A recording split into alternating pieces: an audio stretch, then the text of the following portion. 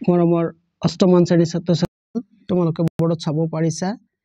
ইয়া question number 4 তাৰমানে exercise 4.14.2 question number 4 ইয়া চাইছা নহয় এক নম্বৰটো মই কৰি দিছো ইম্পৰ্টেন্ট হয় তাৰ পিছত বাকিবিলাক মই লাহে লাহে কৰি দি আছো তোমালোকে চোৱা এক নম্বৰত কি কৈছে x² - 25 divided by x plus 5 right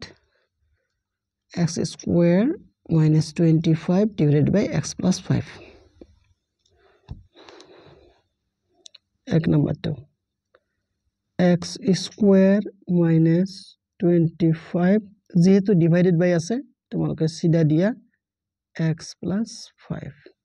লিখিলা নহয় এতিয়া তোমালোকে ইয়াক সজাই লোৱা এইটো হ'ব তোমালোকৰ x² - 25 ৰ জাগাত তোমালোকে লিখিব পৰা 5 স্কয়াৰ তাৰ পিছত তোমালোকে লিখিলা তলত x plus 5 এ থাকিল ক্লিয়াৰ এটা মই ইফালে লিখিছো তোমালোকে তলত লিখিব পাৰিবা এতিয়া x² - 5 স্কয়াৰ মানে a² - b² ফৰ্মুলাত আহিব a² - b² ফৰ্মুলাত আহিলে তোমালোকে কি লিখিবা a plus b অর্থাৎ x plus 5 into লিখিবা কি a minus b অর্থাৎ x minus 5 এটা ফর্মুলা তার ফর্মুলাটো মই তোমালোকক লিখি দিছো তোমালোকে মুখস্থ কৰিবা a square minus b square equal to a plus b whole into a minus b এটা আছিল ফর্মুলা সেই একে ফর্মুলাকে মই ইয়াত ইউজ কৰিছো তেনেহলে x plus 5 হল এতিয়া চাইছা তোমালোকে ওপৰত x plus 5 তলত x plus 5 ক্যান্সেল বাকি কি থাকিল x minus 5 তোমালোকৰ আনসাৰ হল ফাইন নেক্সট এতিয়া তোমালোকৰ ইয়াৰে 3 নম্বৰটো তোমালোকৰ ইম্পৰ্টেন্ট দেখাই দিছো কেনেকৈ কৰিব লাগে আৰু তাৰপিছত 5 নম্বৰটো দি আছো 3 নম্বৰটো আছে তোমালোকৰ এইটো 9p² - 18p + 9 ফাইন এটা আমি কি দৰে লিখিব পাৰো চাইফালে লিখা 9p² - 18p + 9 লিখিলা নহয় আৰু ডিভাইডেড বাই কি আছে তোমালোকৰ p - 1 আছে কি আছে p - 1 এটা নাম্বার কিন্তু 3 ফাইন ইকুয়াল টু সিধা দাগ দিলা ইয়াত তোমালোকে লক্ষ্য কৰিব পাৰিছা ইয়াত 9 আছে ইয়াত 18 আছে ইয়াত 9 আছে মানে প্ৰত্যেকটোতে 9 আছে সেই কাৰণে আমি 9 কমন লম কমন ললে ইয়াত থাকিব p² - 2 9 গুণ 18 মানে 2p + 1 তাৰ পিছত থাকিল তোমালোকৰ p - 1 ফাইন নেক্সট এতিয়া তোমালোকে চাবা ইকুয়াল টু ইয়াত তোমালোকে 9 লিখিলা এইটো তোমালোকে সজাই লোৱাচোন p² হ'ব -2 into p into 1 plus 1 square আমি লিখিব পাৰো 1 square মানে 1 একে কথা by p - 1 ফাইন এটা মই কিয় লিখিলো তোমালোকক বুজাই দি আছো ইকুয়াল টু 9 লিখিলা এই গোটেই অংশটো কি হ'ব তোমালোকৰ এটা ফৰ্মুলাত আহিব কোনটো ফৰ্মুলা মই দেখাই দিছো এইটো এনেকা মডেল হয় নহয় তোমালোকে চাবাচোন a² - 2ab + b² এনেকুৱা মডেলত আহিছে নিশ্চয় আহিছে আৰু এইটো সমান হয় a - b whole square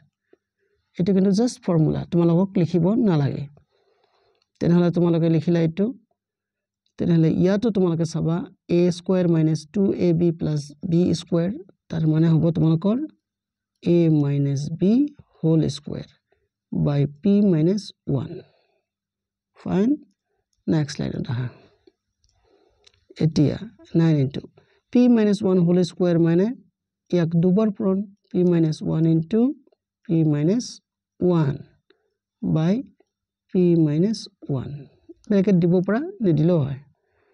এতিয়া p minus 1 কেনসেল গল বাকি থাকিল তোমালোকৰ কি ইয়াত থাকিল 9 into p minus 1 এয়া তোমালোকৰ আনসাৰ এতিয়া লাষ্ট আৰু এটা অংক কৰি দি ভিডিওটো বন্ধ কৰি দিছো কোনটো অংক আছিল তোমালোকৰ কত বাছিল নহয় 8p square এইটো 5 নম্বৰটো তোমালোকে চাবা খুবই ইম্পৰ্টেন্ট অংক বুজাই দিছো ফাইন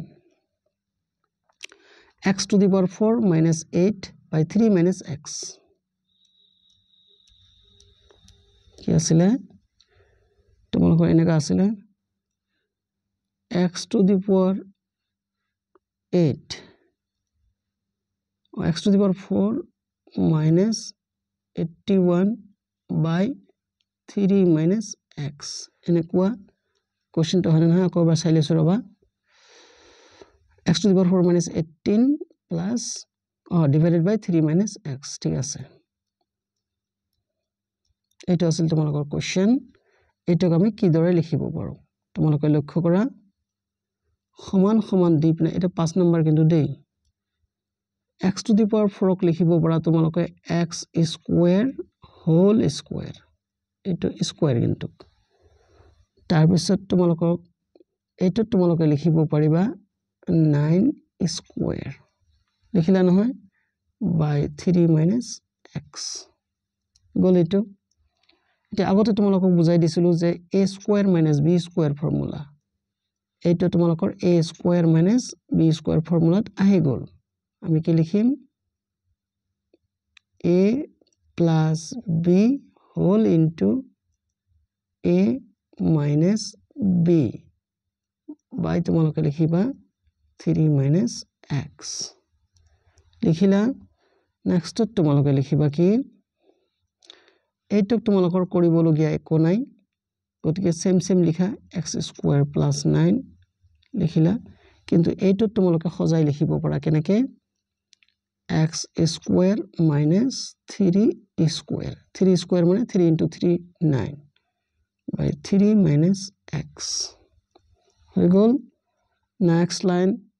equal to তোমালোকে লিখিব পৰা x square plus 9 ঠিকে থাকিল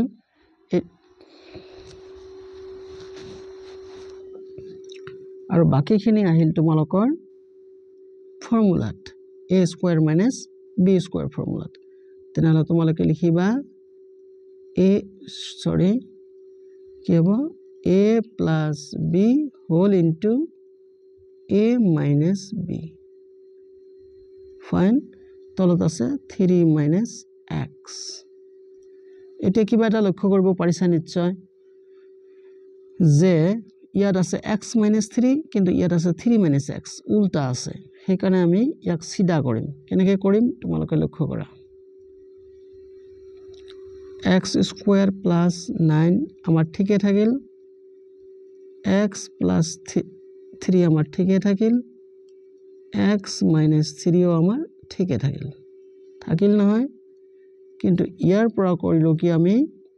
মাইনাস কমন ললো মাইনাস কমন লৈ x minus 3 কৰিলো এতিয়া তোমালোকে লক্ষ্য কৰিব পাৰিছা ইয়াত যে মাইনাস ইনটু প্লাস কি হ'ব মাইনাস এই যে মাইনাস আগত যেটো আছিল minus x minus into minus কি হ'ব প্লাস এই আগত 3 যে আছিল 3 সন্মুখত প্লাস গতিকে হৈ গল এইবাৰ তোমালোকে কাটিব পাৰিবা x minus 3 কাটিলা কিন্তু এইখিনিতে তোমালোকৰ তলত যে মাইনাস থাকিল তেনেহলে কি কৰিবা তেনেহলে আমি লিখিম এনেকে minus x square plus 9 x plus 3 এইটো হ'ব তোমালোকৰ আনসাৰ এইটো খুব ইম্পৰ্টেন্ট অংক তোমালোকে ভালদৰে প্ৰেক্টিস কৰিবা আৰু তোমালোকৰ যদি কিবা জনা অসুবিধা থাকে তোমালোকে কমেন্টত লিখিবা সেই হিচাপে তোমালোকক ভিডিও বনাই দিয়া হ'ব আশা কৰিছো তোমালোকে ভিডিওটো ভাল পাবা লাইক কমেন্ট শেয়াৰ কৰিবা আৰু প্লিজ মোৰ চেনেলটো সাবস্ক্ৰাইব কৰিবা সোৱাৰ কাৰণে ধন্যবাদ